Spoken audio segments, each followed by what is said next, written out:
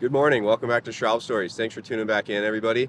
Today I'm pretty excited because we actually have a pretty cool thing coming for you guys. And, oh, sorry. I don't know what to do with my hands.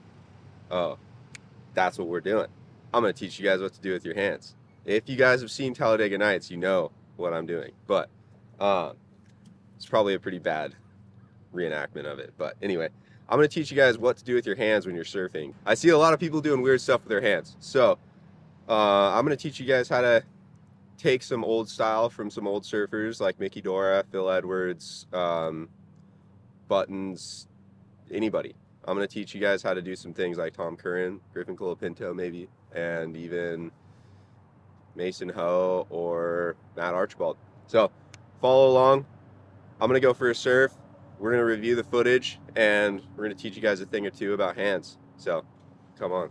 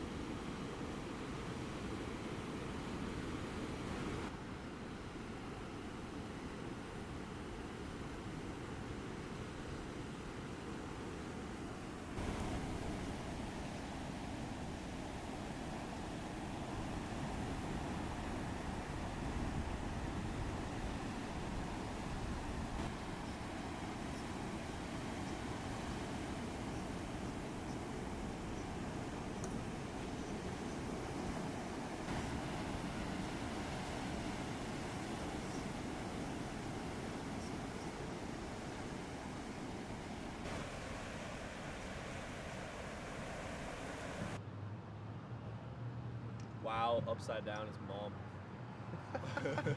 All right, so that was a fun surf. Um, got kind of weird with my hands on a couple waves, and I'll walk you guys through what I like to see in hand placement and why. So come on back to Shralp HQ and we'll dial you in. What's up? Welcome back. We're at Shralp HQ now, and I'm gonna tune you guys a little bit into what to do with your hands when you're surfing. So I see a lot of people flailing their arms around, not really knowing what they're doing, and it's kind of funny, but I see a direct correlation to all the surf skate guys that try to teach you how to do turns on a skateboard, on the Carver skateboards, and it's pretty comical because if you took that exact style and tried to put it in the water, I personally don't think it would work very well, number one, or number two, I don't think it would look very good while you're doing it. And surfing could be compared to, like, I don't know, figure skating or something, where you want to look good while you're doing it. You don't want to be sloppy and messy and flailing around. So that being said, a good thing to look at, or a good thing to do for starters, is study. Go look at old surfing of Phil Edwards or Mickey Dora or even Tom Curran or Mason Ho these days more currently, and study what they do with their arms and slow it down and pause it and just watch where their hands go and how they direct themselves using their hands, because it always starts at the head and works your way down to your feet in order to get your board to do what you want it to do. So you got to look where you're going, move your arms, move your shoulders, and then everything else will follow. So your hand placement is a really big thing in style and in maneuvers too. So a big thing that I like to focus on, and I took this from guys like Tom Curran and Andy Irons, for example, or people like that. Matt Archibald too, but they always have their back arm cocked like this, like up high. This is also flexing your shoulders, it's flexing your bicep. Everything's very strong and sturdy when your back arm is up like this. And you're a big thing that I also like to focus on is opening my hand when I'm surfing. It sounds odd, but it seems to like flex all of your muscles so that when you're coiling up to do a turn or do an air or anything pump down the line, everything's controlled and unison and working together to get you more speed, more power, and it looks good as well. Like if you go watch some of those old guys surf, or the new guys too that do it right, a lot of the times you'll see their hands open or flat. You know, I guess some people are different because they have like their little claw thing, like I was pointing out with Ethan Ewing in the last video when we dissected the Final 5 surfers. But I think the best surfing is always done when your hands are wide open, both of them. So, you know, going back to what we were talking about, the back arm's cocked, the front arm, you're kind of directing where you're going. So it's almost like a compass for your surfboard. If you want to go up towards the lip, point it towards the lip. You know, your shoulders are going to follow that too. Like I said, head, look where you're going, shoulders, knees, toes. So if you point up towards the lip, your whole body's going to turn with it, like wherever you're going. So it's really important to focus on what your hands are doing. Everything else will fall into place with that. But I challenge you to go dissect some old footage because it's pretty fun. I like it, and it definitely will teach you a lot of things. So let's dissect some footage here, and I'll kind of point you guys in the direction of what I'm trying to do. So right here we have a layback turn, and you'll notice as soon as I pop up, my back arm goes from the board to this immediately. And what I'm doing is I'm reaching forward to grab the water and quite literally grab the water and pull it back behind me because it feels good and it feels like you're getting more speed out of it, but you're also coiling your body so that when you do your bottom turn, you have more speed and drive up into the lip, or in this case, into the cutback turn that I'm doing. So you'll also notice that my front arm is directing myself and it's pointed up towards the lip. It's kind of limp at this point right now. It's not all the way up, and maybe that's why the turn wasn't as good as it should or could have been. But that being said, I'm still using it to direct my surfing. You know, we're always learning. I'm always learning, and I'm picking myself apart right now. But if it were up to me in a perfect world and I could go back, my back arm would be a little bit more, or my front arm would be a little bit more straight and a little bit more controlled. And something to point out right here, right after my bottom turn, my back arm goes up. As soon as I come out of the bottom turn, my back arm goes up like this. And that brings me to a point that Joel Tudor actually said. This is for longboarding is what he's talking about, but it can be translated into shortboarding as well. You always want to keep your hands below your waist. You never want to be flailing them up high like this. So that's like perfect style as far as Joel Tudor is concerned. But as far as shortboarding goes, I think it's best to keep your hand below your shoulder line. Never really raise it above too much, you know, because then it keeps everything low center of gravity, and a lot more controlled and put together and neat. So I don't like how my back arm raised there, but you'll notice as soon as I finish that, I bring it back down to where it should have been the whole time, and I put it back behind me so that I can grab the water behind my surfboard and kind of anchor myself so that my body stays in one place while my board does the arc, and then it'll allow me to come around. And you can also notice that my front arm is still directing myself in the way that I want to go. I'm just expanding my shoulders so that I can go the way I want, look the way I want, and still use that back arm to leverage myself when I'm leaning back into my turn. So as soon as I come out of that turn, I kind of crunch my body down. You'll notice back arm still like this. As soon as I finish that turn, back arm's up like this, giving me leverage.